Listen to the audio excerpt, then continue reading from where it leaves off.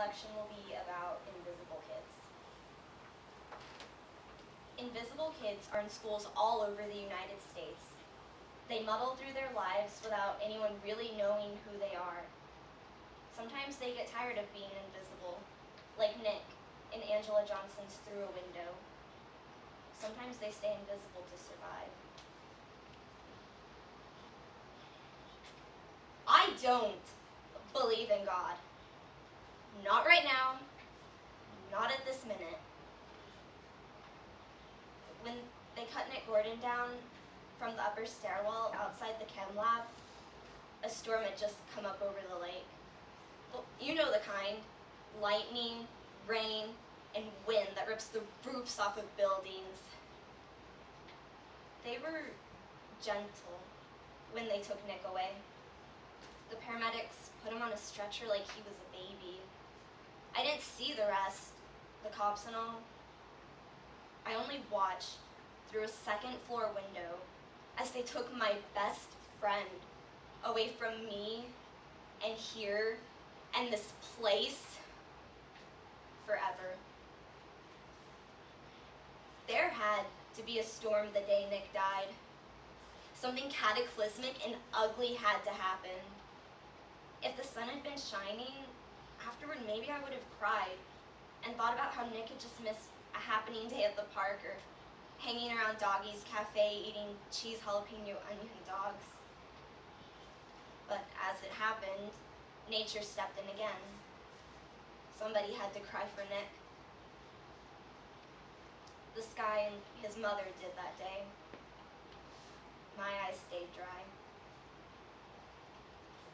It's all about Nick. All of it. The dreams, the way I can't cry. You never understand some things until the end. Some things you never understand at all. I used to be envious of Nick because he was the person that everybody said hello to in the halls. He always smiled and seemed to just sail along halls that had nothing but fear in them. In pictures, he always smiled.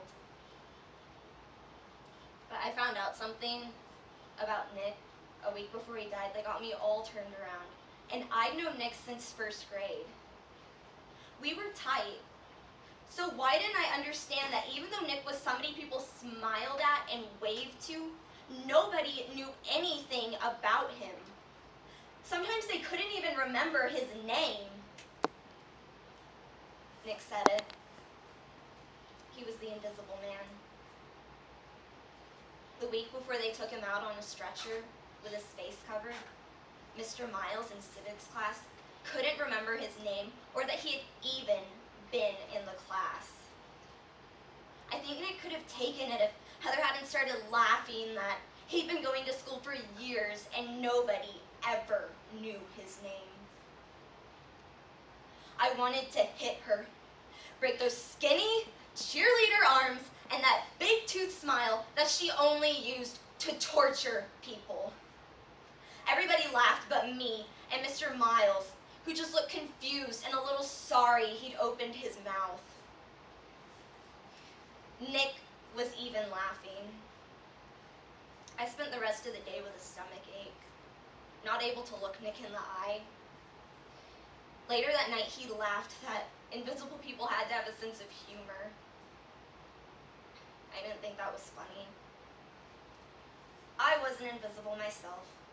I was just visible enough to be left out of conversations purposefully, just visible enough to be picked on for my bad skin, my non-existent fashion sense, and the biggest crime of all, I was smarter than anyone in my class. I stood beside Miss Gordon when they put her son in the ground. I fought the urge to scream when the casket was lowered. I should have screamed. Nobody from school came, not one classmate. And everyone cried but me. For a week, the halls and classes got quiet when I walked through them. They all stayed away. I've never gotten so much attention in my whole life by being ignored. The second week it started. Why? And why there? Did I expect it? Did he talk about it?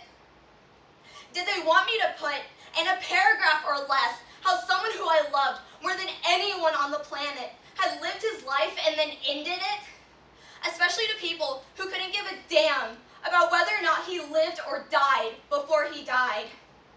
Had any of the ones who asked me how come been in a group who screamed out, "Do it," as Nick was about to let go of the rafters and swing like a rag doll in front of them? I wrote Nick was happy 3,549 times on my notebook. But Nick had been happy his whole life. He'd never had a bad day, I thought. I thought he never minded that he was invisible. I guess I was wrong about it all. I've decided that it's not such a bad thing to be invisible. The thing you have to be careful of, the thing that Nick never learned, is that you can't want to be anything else. You can't want to have more people who care. You have to be invisible all by yourself. You can't even have a friend like me who loves you and thinks that you are better than anything else. Nick got it wrong. Everybody isn't a star. Maybe, in a better world, they could be.